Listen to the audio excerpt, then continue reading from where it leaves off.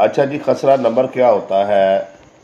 मौज़े की मिसाल जो है आप एक शहर की तरह ले सकते हैं और आगे जो है शहर में मुख्तलिफ जो है वो मोहल्ले होते हैं। कोई मोहल्ला छोटा है, कोई बड़ा है।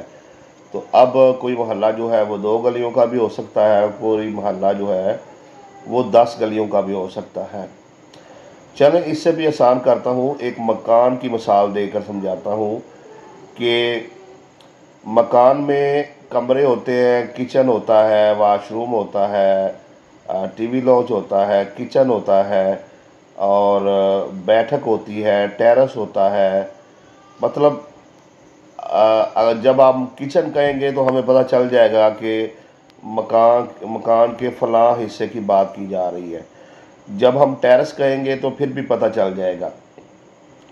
जब हम कमरा कहेंगे तो फिर भी पता चल जाएगा। मतलब मखसूस एक नंबर होता है। और अगर मकान का की पैमाइश आपके पास हो, उसका नक्शा आपके पास हो, तो आप नक्शे से फ़ौरन अंदाज़ा लगा सकते हैं कि ये जो किचन है इसका साइज़ क्या है, ये जो कमरे बने हुए हैं इनका साइज़ क्या है, ये जो बैठक बनाई गई है इनका साइज़ क्या है। तो इसी तरीके से खसरा नंबर से फ़ौरन पता चल जाता है कि ये रकबा जो है इसका साइज़ क्या है, ये कितने मरले हैं और ये किस जगह पे वाक़या है।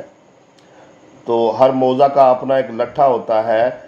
खसरा नंबर से फ़ौरन आप जो है उस मुकाम पर पहुंच जाते हैं जहां पर वो जगह होती है और उसकी पैमाइश का भी पता चल जाता है कि ये रकबा जो है वो कितना है। ये खसरा जो है ये छोटे से छोटा भी हो सकता है, बड़े से बड़ा भी हो सकता है। मतलब एक खसरा नंबर 2-4 मरले का भी हो सकता है और एक खसरा जो है वो एकड़ों के हिसाब से भी हो सकता है। तो ये खसरा नंबर है, आसान सा तरीका है, समझाने की कोशिश की है। मतलब एक देहात में 50 एकड़ जगह है, कोई 2 कनाल का मालिक है, कोई 4 कनाल का, कोई 2 एकड़ का मालिक है, कोई 4 एकड़ का, कोई 2 मरले का मालिक है। तो हर किसी के रकबे को अलग एक खसरा नंबर दिया गया है।